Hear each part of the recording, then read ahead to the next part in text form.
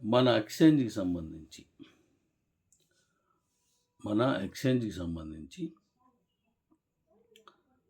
ఇప్పుడు దానికి UFI certificate కోసం ఢిల్లీ ఆల్రెడీ వర్క్ చేస్తున్నాను. నేను ఈలోగా వెళ్ళి రావాల్సుంది. కొన్ని నేను నేరుగా సమాధానం చెప్పాల్సినవి కొన్నున్నాయి. డిపార్ట్‌మెంట్‌కి. వాటికి వెళ్తున్నాను. నెక్స్ట్ ఐఎఫ్ఐలోను, యూఎఫ్ఐలోను ఎలా అయితే యూఎఫ్ఐ సర్టిఫికేట్ ఏమైతే కోరుతారో అవన్నీ ఇచ్చాను. ఇంకా మనయి చూసిన తర్వాత ఇంకా ఏం కావాలని వాళ్ళు చెప్తే అది కూడా ఇస్తున్నాను. మనం కుదిరినంత వరకు నా ఉద్దేశ్యం ఏంటంటే, మన డీ కాయిన్‌ని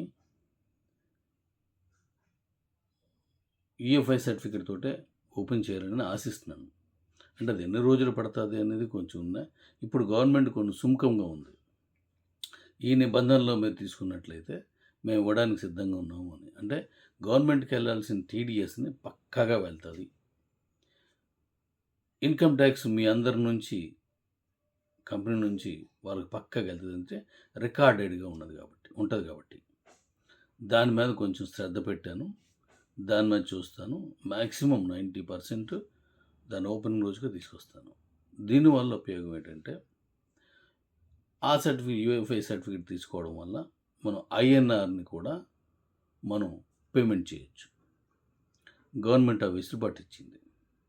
ఆ పేమెంట్ చేయొచ్చు కాబట్టి మీరు విత్‌డ్రాల్ పెట్టుకున్నప్పుడు కావాలంటే యూఎస్‌డిటితో గాని, ఐఎస్‌డిటితో గాని ఐఎన్ఆర్ పేమెంట్ తీసుకోవచ్చు. ఈ సౌలభ్యం ఉండడం వల్ల నేను దాని మీద ఎక్కువగా మైండ్ పెట్టాను. ఇక 2 మన తాలూకా స్టేబుల్ కాయిన్స్‌లో గవర్నమెంట్ అడిగినట్టుగా నేను చేస్తున్నాను. దానికి సంబంధించి అన్నీ సక్రమంగా చేయడం వల్ల యుటిలిటీ పెరుగుతది. అంటే ఐఎస్‌డిటి తోటి, యూఎస్‌డిటి తోటి ఎలాగే ఒకేలాగా మార్కెట్‌లోకి వెళ్ళడం, దాన్ని వస్తువులకు నేరుగా ఐఎన్ఆర్‌ని తగ్గించి ఐఎస్‌డిటి తోటి డైరెక్ట్‌గా చేసుకోవడం వస్తది. ఆ పనిలో నిమగ్నమై ఉన్నాను. ఇక 2 ఈ స్కై అండ్ ప్రాజెక్ట్ ద్వారా దాని తాలూకు రిఫరల్స్ మీరు కంటిన్యూ చేసుకోండి. దీని ద్వారా మీకు ఇన్‌కమ్ హైలీగా తీసుకొచ్చే ఏర్పాటు చేస్తున్నాను. ఇంకా మరొక ఇప్పుడు మనం ఇచ్చింది ఇది కాకుండా, ఇది ఆయుర్వేదిక్ కాకుండా, టీవీస్ కూడా మాక్సిమం ఈ నెలలోనే దాన్ని కూడా ఓపెన్ చేస్తున్నాను. కాకుండా మరొక 4 ప్రాజెక్టులు రెడీ చేస్తున్నాను. ఈ 4 ప్రాజెక్టులు మనం రోజు జీవిస్తున్న జీవితంలో అతి ముఖ్యమైన పాత్ర పోషించేవి. ఇంచుమించుగా ఆ 4 ఐటెమ్స్ నుంచి అంటే ఆ ప్రాజెక్టుల నుంచి తప్పించుకోవడానికి వీలుండదు. మాక్సిమం జనాలు దానితోటే ముడిపడి ఉంటారు. అందులో ఒక ప్రాజెక్ట్ తోటైతే ప్రతి ఇంట్లోనూ ఒక్కరైనా ఉంటారు. 99% ప్రతి కుటుంబంలోనూ ఒక్కరైనా సరే ఆ ప్రాజెక్ట్‌కి కనెక్ట్ అయిపోతారు. ఇదంతా మన కాయిన్‌తోటి నడుస్తది. మరొక ప్రాజెక్టు మాక్సిమం మనిషి అనేవారికి కావాల్సిన దాంట్లోకే ఆ ప్రాజెక్ట్‌లో ఉంటారు. మరొక ప్రాజెక్ట్ కూడా అలాంటిదే. ఇవి ఇచ్చేసిన తర్వాత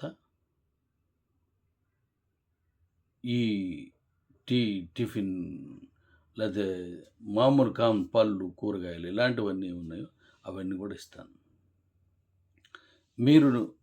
మనం ఇప్పుడు అర్థం చేసుకోవాల్సింది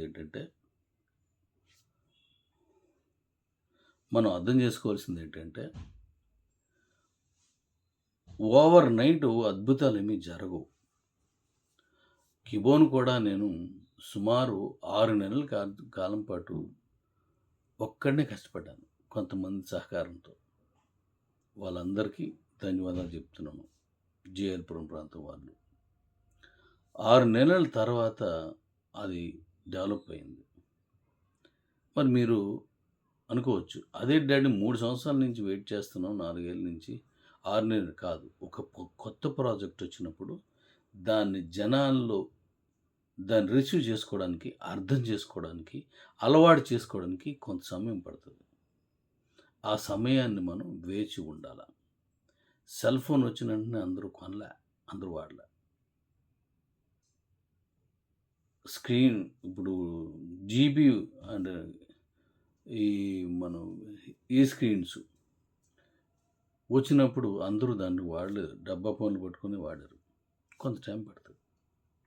ఇప్పుడు ఇంకా కొత్త కొత్త ఎన్నో విషయాలు వస్తున్నాయి.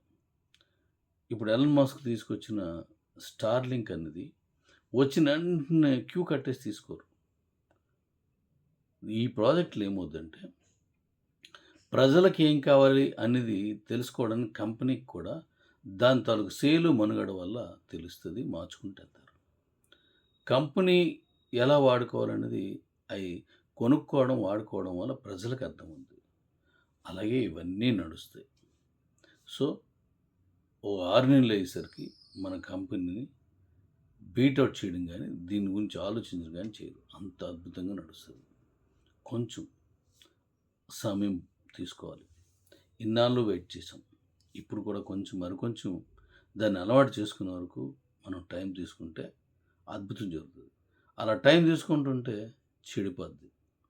అది మనం చేయకూడదు. మనకున్ని ప్రాబ్లమ్స్ మనకుంటాయి. కరెక్ట్‌గా ఉన్నప్పుడు కరెక్ట్‌గా వచ్చేస్తది. అలాగని ఉన్న ఆస్తిని మనం తక్కువ రేట్‌కి అమ్మేసుకోవడం లాంటివి చేయకండి. Thank you.